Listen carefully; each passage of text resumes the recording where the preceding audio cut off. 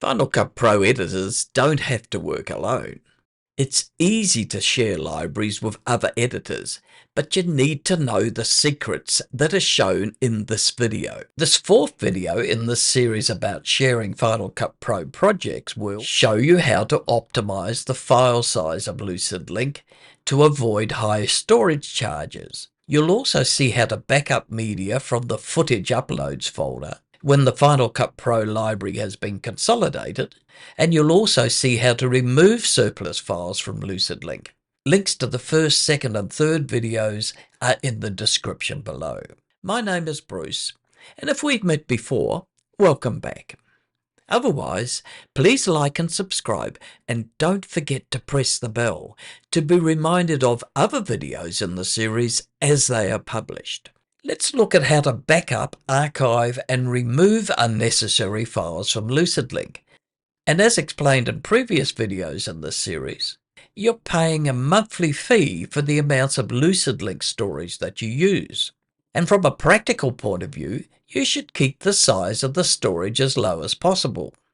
The simplest way of doing this is to remove original media that's also stored in Final Cut Pro's library, as well as removing completed Final Cut Pro libraries that are ready to be archived. You'll most likely want to store the original media in finished libraries on local devices like spinning disks. After all, you don't need fast devices like SSDs, as these are archive files only required in an emergency. You've previously seen the suggested Lucid Link file space folder structure, including the Archive Files folder. Files are simply dragged into that archive folder.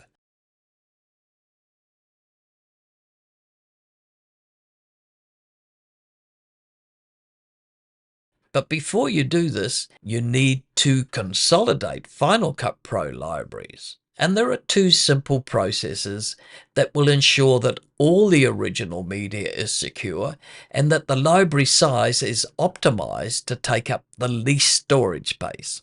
You need to consolidate and you need to delete render files. Launch Final Cut Pro and select the library in the browser sidebar. From the File menu, select Consolidate Library Media, and you should see No Files to Consolidate window. If not, select Consolidate Library Media again until you do see No Files to Consolidate. Finally, select the library in the sidebar again and select Delete Generated Files from the File menu. In the next window, select All Render Files and both Optimize and Proxy Media. Now all you need to do is to drag the library into the Archive Files folder. It's waiting in that folder to be dragged wherever you want to archive the files. Watch out for a fifth video in this series that'll show you how to keep track of the edits and to keep a history of all the revisions that you've made.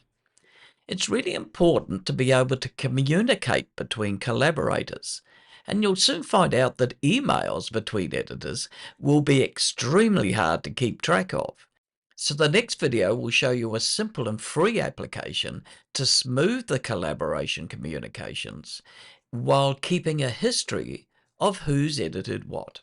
I hope this video has helped you understand how to easily share libraries between different editors using Lucid Link.